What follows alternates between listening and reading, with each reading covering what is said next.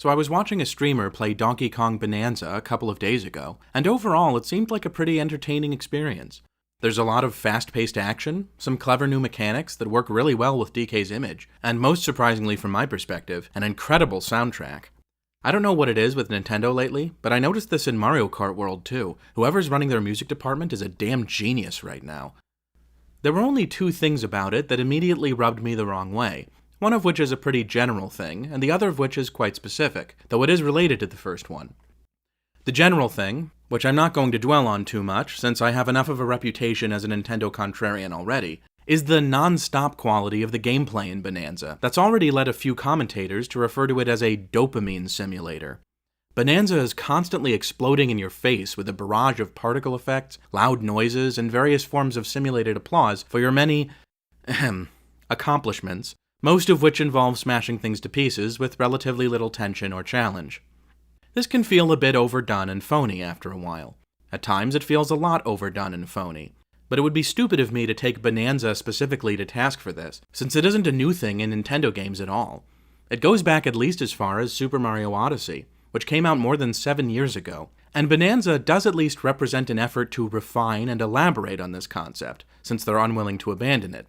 This probably has something to do with the fact that Bananza and Odyssey were made by the same internal production team at Nintendo. A lot of people associate this perennially high energy level with entertainment that's meant to appeal to children, partly because children themselves often have a lot of bouncing off the walls energy. But I'm not sure that that's what Nintendo was going for here. Kids have been drawn to video games for decades, ever since they were first invented, and most popular children's games aren't as hyperactive as Bananza. Pokémon is almost the quintessential kids series, and while there is an element of addictiveness to its gameplay, it's also notably chill and subtle at appropriate moments. Whatever else Pokémon is, it is not an endless parade of stimulation. You don't have to retool a game into a Skinner box to make kids like it. On the other hand, given the way a lot of adults consume entertainment these days, you might actually have to create a dopamine simulator to get them interested. 20-somethings are the ones you see swiping through 30-second clips on TikTok, not little kids.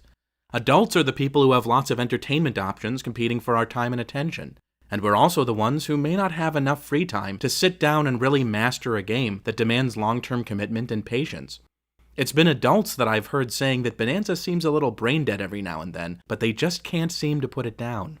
If Nintendo truly designs these games with the intention of manipulating players, my opinion is that it has the strongest effect on, and makes the most money from, the adult audience, rather than the children of millennial parents who bought the family a Switch for Christmas. But that's not what I came here to talk about today. What I'm here to talk about is a particular expression of this high-energy bias in game design that seems to be seeping into every one of Nintendo's major franchises, along with the open-world map design and the hundreds of low-effort collectibles that Mario, Zelda, and now Donkey Kong are stuffed to the gills with. It's something I call NI-NPCs. That's short for non-interactive, non-player characters. And while there are advantages to having them, when it comes to what I look for in video games, they are the bane of my existence. It's unlikely that anyone doesn't know what an NPC is these days, but let's take a moment to ponder what exactly it means. Not all the characters in a game other than the player character are non-player characters. The villain isn't an NPC. Neither are any of the hero's allies, or the villain's henchpersons, or anybody who has a major role to play in the story. NPCs are, well, like this guy. A villager, a peasant, a wandering traveler on the road, a shopkeeper who you buy things from. All those people who you might want to have a conversation with, but don't technically have to. A game can use NPCs to deliver critical story or gameplay-related information, but most dialogue with NPCs falls into the category of flavor text, which is information a game gives you primarily to enhance the atmosphere or fun of the experience. Having a large number of NPCs has never been essential to any Nintendo game in a mechanical sense, and some of their most popular series did without NPCs entirely for a long time. Metroid, for instance, and even Mario. The Legend of Zelda was the first major Nintendo franchise to include NPCs as part of the experience, in Zelda 2: The Adventure of Link. Fittingly, considering that it's a role-playing game, the genre that gave us the term NPC in the first place. With their slower pace and focus on atmosphere, these games benefit from having a lot of simple characters to talk to, even action RPGs like Zelda 2. And although its RPG elements didn't last long, future games in the series stuck with NPCs anyway. Super Mario 64 toyed with NPCs in the form of various toads scattered throughout Peach's castle, who pop up to share advice and hidden stars they've found for you. This is also the game that introduced talking signs, a variation on the message blocks from the Super Mario World series, except that in this case, some of them contain only flavor text, though the vast majority are still informative. Super Mario Sunshine, with its friendly Nokis and Piantas, comes a lot closer to the way NPCs are typically used in RPGs. There's a whole bunch of people around, you can talk to them if you want, and you might get helpful information, but it's more likely to just be chit-chat. But Super Mario Galaxy, 5 years later, introduced a new wrinkle on this concept that would ultimately come to define the Mario series, and, increasingly, everything else Nintendo puts out. From the very beginning of Galaxy, there are certain NPCs who, as soon as you approach them, will talk to you by spitting out a speech bubble with text in it. Unlike with normal NPC dialogue, the action doesn't pause to show this speech bubble. Instead, it's just treated like any other object on screen. It appears when you get close and disappears when you move away, and you can only see it if the camera is pointed at the character who's speaking. Sometimes these speech bubbles will pop out of an NPC who you can also choose to talk to, but usually there's no voluntary interaction that you can have with them, hence why I call them non-interactive. And while I have a hearty distaste for these characters, built up over many years of hearing their random squawks and yelps, I do understand why they're used. For one thing, it allows the developers to put way more speaking characters into a game than they ever could if they followed the interactive NPC format. Players aren't going to stop in a crowd of 30 toads and choose to speak to each one individually, and that sucks if you took the time to write a paragraph of dialogue for each one. But if the game lines 20 of those toads along the main route of a level and has them chirp out a single line automatically, then leaves the other 10 as traditional interactive NPCs, that's a lot more manageable. It also makes the levels feel livelier, and that's something that's become crucially important as the size of the map in a typical Nintendo game has ballooned to massive proportions. Without NI-NPCs, a game like Super Mario Odyssey could come across as empty and underpopulated, a charge that I have seen leveled at Tears of the Kingdom, which has a far smaller concentration of NPCs, I imagine because you can talk to most of them, which means they had to be given a substantial amount of dialogue. NI-NPCs are one way to ease the burden on a development team tasked with creating a giant world and filling it with content. Another advantage of NI-NPCs is that they're more realistic, or at least it seems like they should be. In real life, people don't always wait for you to initiate a conversation. They'll wave and say hello, or turn around while you're waiting in line and start chatting, or just give vent to their emotions without necessarily noticing you. People have lots of reasons to talk, and your talking to them first is only one of those reasons. It reminds me of an old article I read once, talking about how hunters will sometimes buy duck decoys that look like a feathery rear end sticking out of the water, because the point of a duck decoy is to trick ducks into thinking that it's real, and real ducks don't spend all their time sitting bolt upright in the water and barely moving. Since ducks spend a lot of time looking for food underwater, an effective setup should have a mixture of regular ducks and duck butts to look more realistic. Of course, that same article, and this was in a humor book by the way, pointed out that if ducks really paid close attention to decoys, they would probably wonder why some of these supposed ducks never had to come up for air. And in the same vein, while a verbal shot across the bows from an NI-NPC comes across as realistic sometimes, the more attention they draw to themselves, and the more frequently they appear, the less their dialogue resembles that of an actual human being. There's an uncanny valley effect here, since the way the dialogue is delivered makes it more realistic, but at the same time draws attention to the remaining inherent lack of realism that any pre-programmed response is going to have. This problem stands out to me most clearly not in any of Nintendo's 3D games, but in Super Mario Wonder, with its ubiquitous talking flowers. These guys rarely have anything to say that's interesting on its own.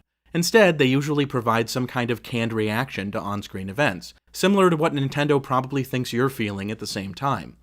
If a good-looking background shows up, they'll say, "Wow, that's beautiful." Something scary happens and they go, "Whoa," or scream. Grab a magic bean that makes a bunch of piranha plants sing and they say, "Are they singing?" I don't know why a talking plant is that taken aback by what is essentially another talking plant, but whatever. I have a lot of trouble reading an uncynical meaning into this constant inane chatter. It either means Nintendo thinks you need to be told how to feel every time something mildly interesting happens, or they believe that constant interruptions somehow enhance the core gameplay rather than distracting you from it. Traditional NPC dialogue rewards your interest in minor characters and how they fit into a game's story. This is condescending dreck that even Dora the Explorer would be ashamed of. I think the reason most people aren't annoyed by this drivel is that they simply ignore it 90% of the time. And by doing so, they're gradually training their brains to ignore and skip through all NPC dialogue, because they subconsciously associate it with boring repetition. Is that such a bad thing? Probably not, especially in a game like Super Mario Wonder, where there's barely any other kind of dialogue. But what about when they try to make a new game with an actual plot and dramatic stakes? You know, like Donkey Kong Bananza. Not that the story in this game seems all that great, but hey, there's cutscenes, there's dialogue, there's kind of a character arc for Pauline, not a very deep one, but it's there. And while there are many traditional NPCs in Bananza whose dialogue enhances the experience, they're overwhelmingly outnumbered by the low-effort, forgettable drones that just shout at you. I don't think NI-NPCs are a good fit for a game that wants you to take its plot seriously and get invested in what happens. They don't feel the same as traditional NPCs, like characters taking part in a story that's bigger than the player. They're an assembly line of robotic cheerleaders, who not only don't have much to say, a shortcoming that they share with many traditional NPCs, but also keep saying it long after you've gotten the point. If you pay attention to them, all they do is give you a virtual attaboy for doing things you were already in the middle of doing. If you don't pay attention to them, they're just background noise. To me, this is an issue of balance. There's nothing wrong with using a few NI-NPCs here and there, especially during big dramatic scenes, like the opening of Super Mario Galaxy. But they shouldn't be the majority of NPCs in a game. And when you design your game in such a way that NPCs are crammed into every corner, the temptation to make them non-interactive is almost irresistible. It's a classic case of too much of a good thing. Well, this element made Galaxy fun, so let's use 10 times as much and make the game 10 times better.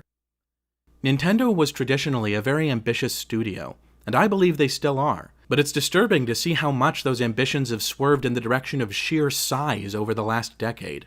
Bigger levels, more collectibles, more stuff to buy, more spectacle, more addictive gameplay mechanics, and they're applying this maximalism to everything they release. A lot of people have been saying that Donkey Kong Bananza is an improvement on Super Mario Odyssey because it builds on the framework that the older game introduced. It's just like Odyssey, only even more so. But I don't think Odyssey would necessarily be improved by being made bigger and bloatier than it already was. Bananza's hyperactive spectacle has actually made me see Odyssey as charmingly restrained and subtle by comparison. When a game tries too hard to grab my attention, it makes my gorge rise and ironically has the opposite effect. I feel like I'm being manipulated, and whoever made this game doesn't want me to think for myself.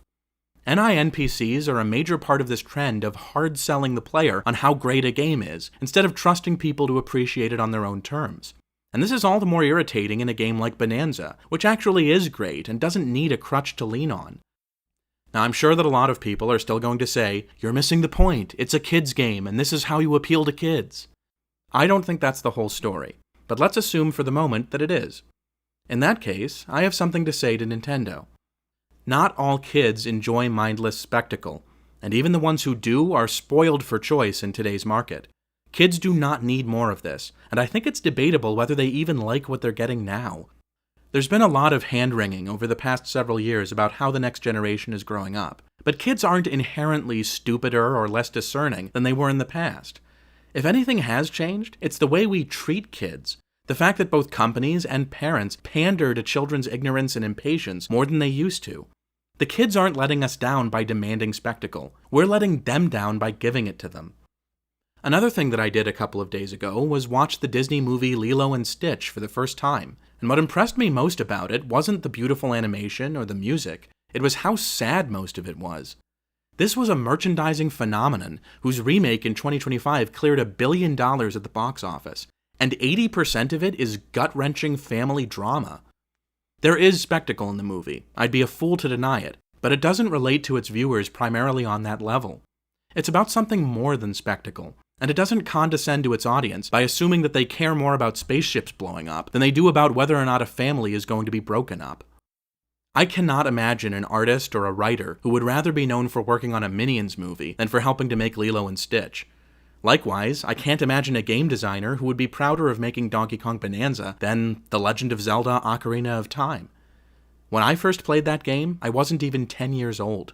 It had heavy themes in it, and grotesque imagery, and playing it was not always the coziest or most pleasant experience. But even when it went over my head, I appreciated what the game had to say. I went out of my comfort zone in order to understand it, not the other way around. So did millions of other kids. That's why Ocarina of Time is a classic, because it was philosophical, not patronizing. And the other thing about Ocarina of Time? It didn't have any non-interactive, non-player characters in it. You had to go out of your way to talk to the people of Kakariko Village, and the Gorons on Death Mountain, and the forest-dwelling Kokiris that Link grew up with. And most of the time, players did, because what these characters had to say was worth listening to. Just think about that, okay? Oh, and also, if you put NI-NPCs in Metroid Prime 4, I'm boycotting you for the rest of time. Toodles!